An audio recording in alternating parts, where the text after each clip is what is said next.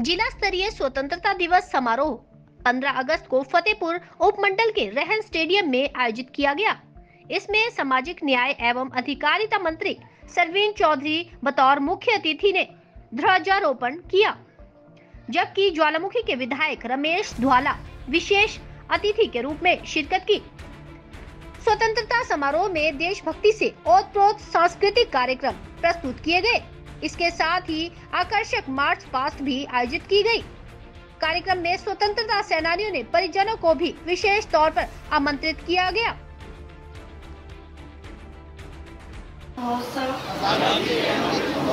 के अवसर पर उन सभी वीर स्वतंत्रता सेनानियों के प्रति अपनी भावभीनी श्रद्धांजलि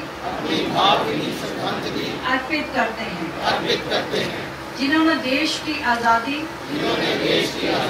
दिलाने के लिए अपना सर्वोच्च बलिदान दिया। आज जबकि पूरा विश्व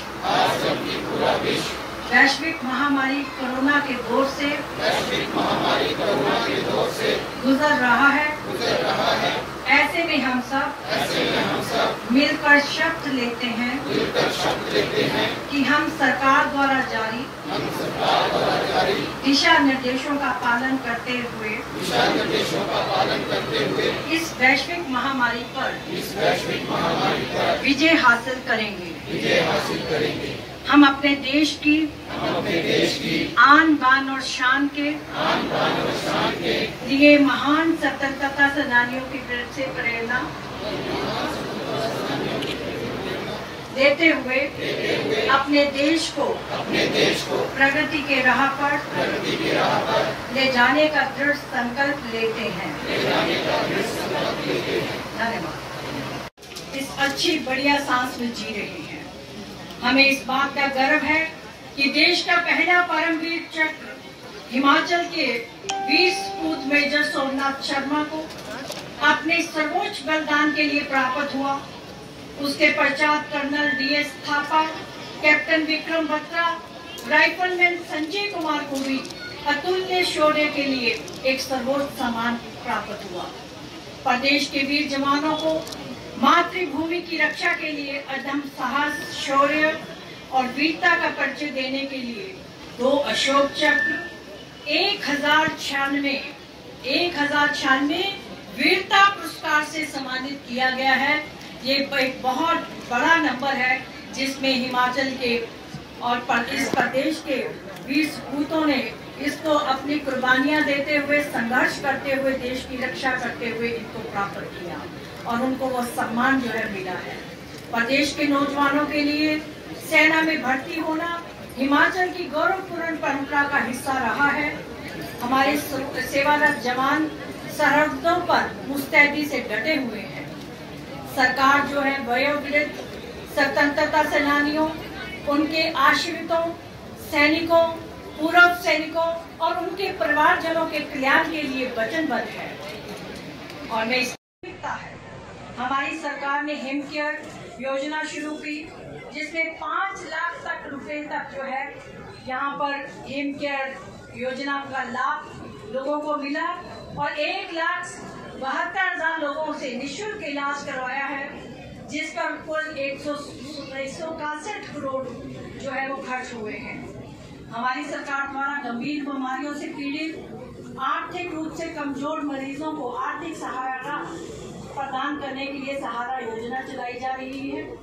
इस योजना के तहत अब तक 14,000 से अधिक लाभार्थियों को लगभग 31 करोड़ रुपए की सहायता राशि जो है वो वितरित की जा चुकी है। श्री जयराम ठाकुर जी, माननीय मुख्यमंत्री, ऐतिहासिक निर्णय वरदान साबित हो रहे हैं।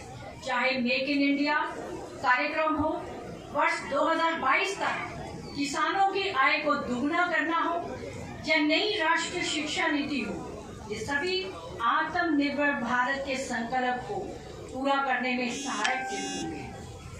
भाई बहनों, आज सभी के व्यापक समर्थन से हिमाचल प्रदेश में 27 दिसंबर 2017 को हमारी सरकार के कार्यभार संभाला था। हमने पहले ही दिन से ये प्रयास किए कि हम जन आकांक्षाओं पर खरा उतरे, जनता और सरकार के बीच की दूरी को खत्म करें, जवाबदेही हो, पारदर्शिता के साथ नीतियों और कार्यक्रमों को जनता तक पहुंचाए। हम इसमें कामयाब भी रहे। हमारी सरकार ने जनता से सीधा संवाद स्थापित करने और जन शिकायतों का तत्काल समाधान करने के लिए जन मंच कार्यक्रम शुरू किया, जिसे प्रदेश ही नहीं देश भर में भी सराहा गया। हमारी सरकार ने लोगों को घर बैठे ही अपनी समस्याओं का समाधान करने के लिए जो सुविधा प्रदान करने के लिए मुख्यमंत्री सेवा संकल्प हेल्पलाइन 1100 आरंभ की। इस हेल्पलाइन के तहत 2,48,000 शिकायतें प्राप्त हुई, जिसमें अधिकतर का निवारण जो है वो किया जा चुका है। प्रदेशवासियों, ग्रामीण जीवन से जुड़े सुख दुख में मेरा गहरा नाता रहा है। बालन की लकड़ियां जो है वो इकट्ठी करके चूल्हे के धुएं से जूझते हुए जिस तरह मुख्यमंत्री जी ने हिमाचल गृहिणी सुविधा का शुभारंभ किया, और इस योजना के तहत अब तक 3,17,000 से अधिक परिवारों को निःशुल्क गैस कनेक्शन उपलब्ध करवाए गए। पूरे प्रदेश की बहनों को, महिलाओं को जो है इससे लाभ पहुंचा है, और सीधा जो है विकास का ये मील पत्थर जो है, जिस पर लगभग 116 करोड़ रुपए व्यय हुए हैं। यही नहीं, प्रधानमंत्री जी ने इससे पहले उज्ज्वला योजना के अंतर्गत 1,36,000 से अधिक परिवारों को ये गौरवशाली क्षण है